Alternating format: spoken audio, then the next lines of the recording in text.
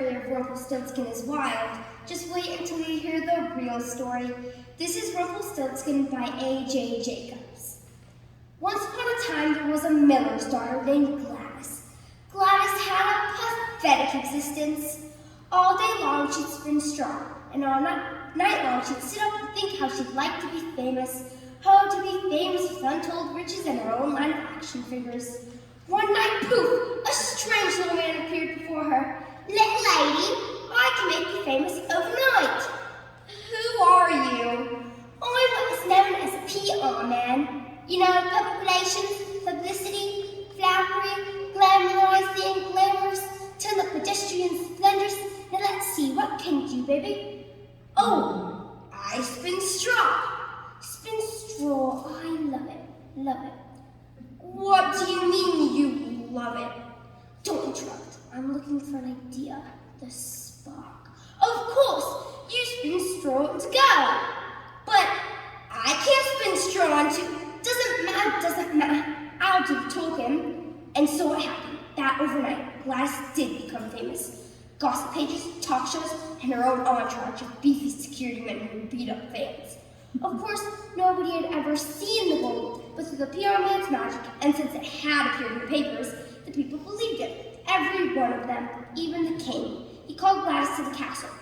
"I understand you spin straw into gold. Well, I'm going to put you in a room with my very best straw, and you are to spin me a heap of your very best gold." "But, of course, you can't. You'll be locked forever in my darkest dungeon, and I'm told the humidity down there is awful." "Not so fast, my good king," said a voice. The PR man made a deal with the king that if Gladys would make gold, she would be the king's queen. So they signed a contract.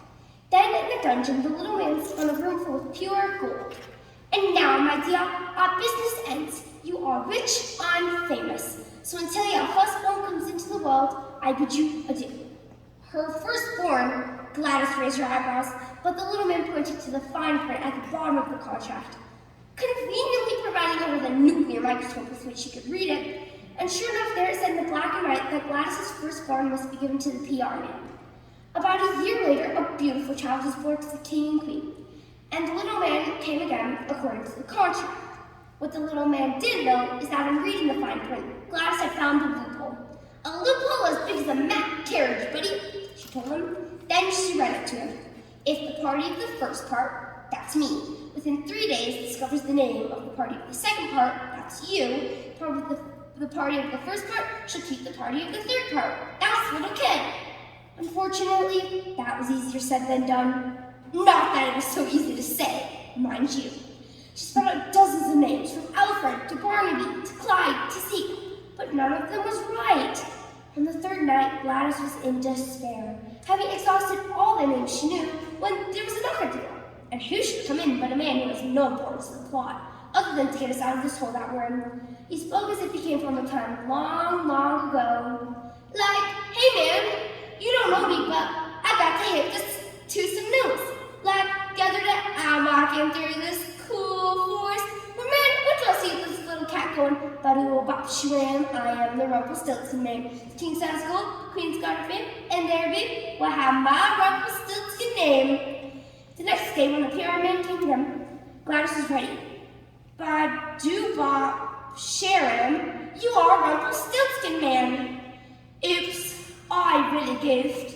And so the king and queen lived happily ever after, and Rumpelstiltskin was never seen in the kingdom again.